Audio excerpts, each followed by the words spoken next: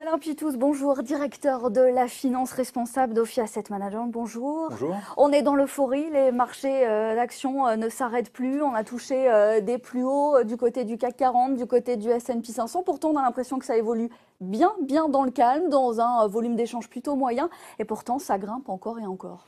Oui, c'est un peu paradoxal parce que en fait, beaucoup de professionnels ont été jusqu'il y a peu de temps assez réservés sur cette hausse. On commence à voir certains qui basculent avec les résultats des entreprises, Oui. avec des banques centrales qui restent accommodantes. Vous en parliez à l'instant, la Fed va probablement, très probablement baisser ses taux, peut-être encore une fois l'année prochaine. Donc, même si ça, bon, c'est un peu discuté, mais disons que l'argent est là, les résultats sont, on peut en reparler, on va en reparler. Pas catastrophique. Ouais, il y a du bon, il y a du moins bon, mais enfin, disons qu'on peut y trouver une raison d'y croire.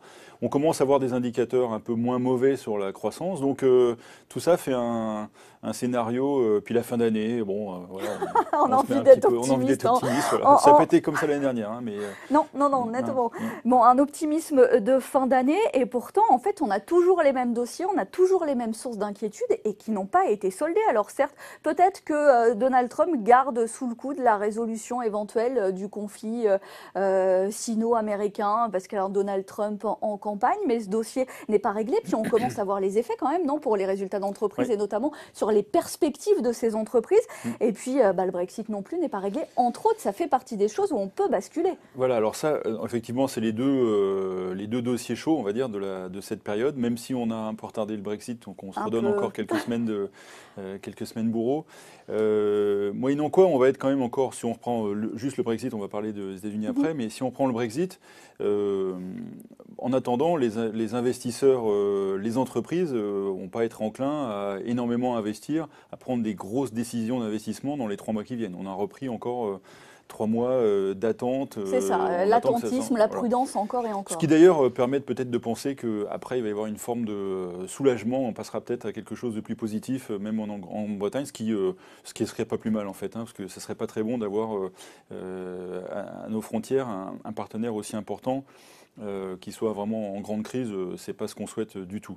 Si on prend les États-Unis, donc la négociation, bon là c'est presque des messages d'amour qui s'envoient tous les 2 jours, mais moyennant quoi les discussions sont certainement pas terminées. Il y a toujours la possibilité d'un clash parce que on n'a pas réglé le problème de la propriété intellectuelle, donc ce problème-là reste permanent, donc on peut avoir comme ça une petite trêve, là aussi ça nous arrange, mais enfin c'est quand même un peu une épée de Damoclès. Alors ça, c'est les 2 points, on va dire, qu'on a eu depuis très longtemps. Après, nous, ce qui nous semble, c'est qu'il y a une petite incohérence en ce moment dans les marchés où on se dit que ça peut repartir, que les résultats sont un peu meilleurs, mais qu'en même temps, les banques centrales ont des politiques très accommodantes. Un des deux va finir par s'arrêter. Alors, soit ce qu'on ne pense pas, la récession va être là, on pense qu'on va être sur un rythme de croissance modéré, ça peut rester, mais à ce prix-là, enfin, à cette condition-là, les taux vont arrêter de baisser, les banques centrales vont forcément à un moment donné être moins accommodantes, et là il va y avoir quand même une phase d'ajustement avec des taux longs qui peuvent monter un petit peu, donc il peut y avoir cette chose-là qui arrive, ça c'est plutôt une échéance premier trimestre 2020. Donc ça, c'est quand même un point à noter.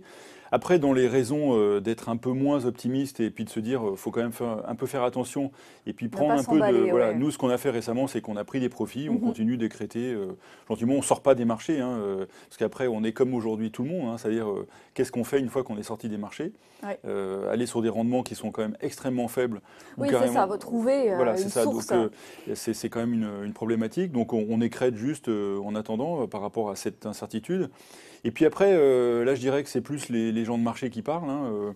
Nous, on voit quand même des éléments un peu moins positifs sur les marchés obligataires.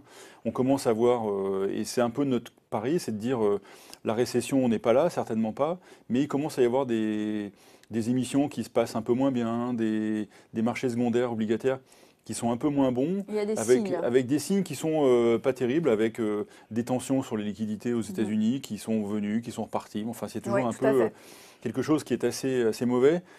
Donc voilà, ça incite à pas foncer délibérément sur les marchés, avec en plus un problème qui est dans l'annonce des résultats, on l'a vu encore une fois récemment, et on pense que ça va durer, effectivement quelques très beaux résultats, qui sont salués de manière très positive, Oui. ce qui n'était pas le cas l'année dernière. Donc, Oui, où c'était à peu près équilibré, mais on n'avait pas tant d'envolées. oui, et puis en plus l'année dernière, c'était une mauvaise nouvelle, c'était très très fortement sanctionné. Oui. Une nouvelle moyenne, À c'était peine voilà, et salué. voilà. Donc là cette année, les bonnes nouvelles sont plutôt saluées, mais c'était déjà sur des entreprises qui étaient déjà un peu chères, donc ça les conforte, mais c'est difficile À de des se dire niveaux aujourd'hui encore. d'aller beaucoup plus loin. Et puis les entreprises décevantes qui représentent pas forcément beaucoup dans les indices. Donc c'est moins grave, ça se voit moins, ont quand même pris une petite claque au Oui. passage, avec là aussi des messages qui sont quand même de la part des investisseurs, c'est on n'hésite pas à remettre, à resanctionner des entreprises qui étaient déjà un peu en retard. Donc ça, c'est quand même un signe à avoir en tête. Et ça veut dire quoi? Ça veut dire que si vous allez sur les marchés, vous faites quoi? C'est soit vous allez sur les belles valeurs qui ont bien performé, très bien, mais vous les payez quand même très cher. Très cher, oui. Ou bien vous prenez le pari d'être sur des entreprises qui bénéficient pas de l'ambiance actuelle, donc d'aucune façon. Donc ça, c'est quand même un point qui est à noter, c'est que prendre un pari sur des titres, c'est pas facile en ce moment.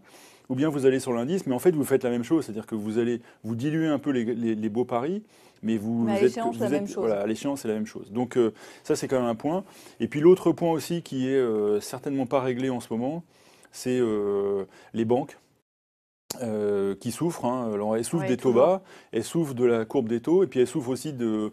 Alors, vous évoquiez tout à l'heure des marchés calmes. Bah, c'est vrai qu'il n'y a plus de volatilité. Donc, Oui, oui, c'est retombé comme un tout est soufflet. retombé, ouais, tout à fait. Donc, on se retrouve avec d'ailleurs des positions un peu spéculatives sur les volatilités, comme on avait connu à une année où il y a eu un petit choc comme ça sur la volatilité. Donc, les banques, puis leur business, c'est pas terrible quand même. Et puis, elles peuvent pas faire beaucoup plus que la croissance de l'économie qui est molle.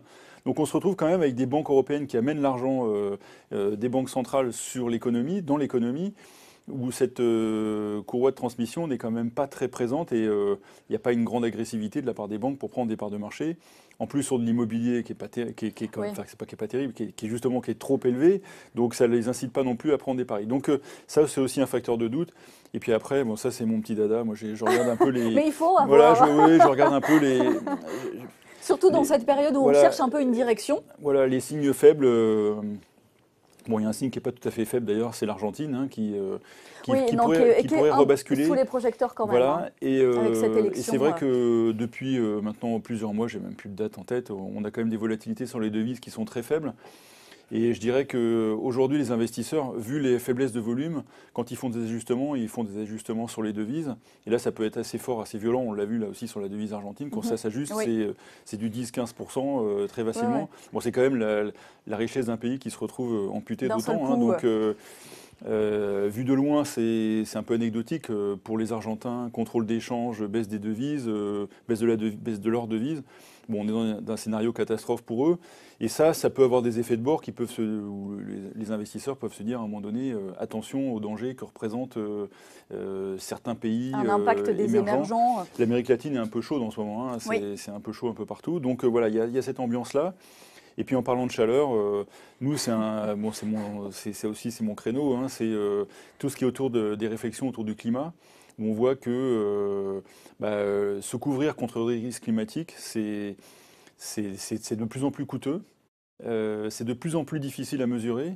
Les phénomènes sont de plus en plus violents et de plus en plus fréquents, donc on ne peut pas se couvrir sur un aléa de temps qui soit plus grand. Et là aussi, on peut imaginer donc un impact sur les marchés directs. Alors, il est déjà, en fait, il pèse déjà en réalité. Alors, on a du mal à le mesurer, puis Oui, on a du mal à on le voit pas. palper en fait. Alors, moi je dirais, pour ça, il y a un premier indicateur, c'était en 2018, donc on a eu les chiffres un peu après, mais disons que c'était sur l'année 2018, c'est un peu publié après. C'est les provisions qui ont été prises par les entreprises sur les données extra-financières. Donc là, typiquement dans mon métier, c'est les 250 plus grosses entreprises européennes ont provisionné pour 250 Oui. milliards d'euros. Donc, et 60% liés au climat. C'est-à-dire qu'en fait, les entreprises commencent à réfléchir, commencent à chiffrer, le mesurent, et puis mettent un chiffre dessus, mettent une provision qui doit passer au commissaire aux comptes, qui doit passer à l'État, qui accepte la réduction fiscale en fait que provoque cette provision. Donc ça commence à être matériel. Alors nous, quand on analyse ça, on regarde ça, on aime bien regarder, vous savez, les extrêmes. Ceux qui se couvrent beaucoup, pourquoi vous vous couvrez beaucoup, et puis Et ceux pas qui ne du se tout. couvrent pas du tout, les amis, il faudrait peut-être un peu se réveiller à un moment donné, parce que vos petits collègues sont en train de se couvrir. Et ils font ça parce qu'ils commencent à mettre de l'argent, c'est un peu bête, mais ils mettent de l'argent de côté pour les investissements qui vont devoir être faits. Aujourd'hui, la population mondiale vit majoritairement près des côtes et donc Oui. les aléas climatiques autour de ça peuvent avoir un impact. Donc les Et assureurs sont concret, concernés. et finalement pas à si long terme que ça. Exactement. Et puis bah, on le voit déjà hein, dans beaucoup sur beaucoup de côtes, les entreprises, les assureurs, même si les réassureurs, eux, ont l'accès à la liquidité, ça va aujourd'hui, il n'y a pas de problème, mais ça ne va pas durer. Donc pourrait à un moment donné faire monter le prix des assurances pour couvrir le risque qu'elles prennent, parce que c'est difficile de le pricer encore une fois, et puis ça coûte beaucoup plus cher qu'avant. Donc tout ça, c'est des phénomènes long terme. Donc ça incite dans notre esprit, alors là vraiment le dernier point, c'est vraiment un aspect long terme, mais qui doit commencer à se regarder quand même. Hein.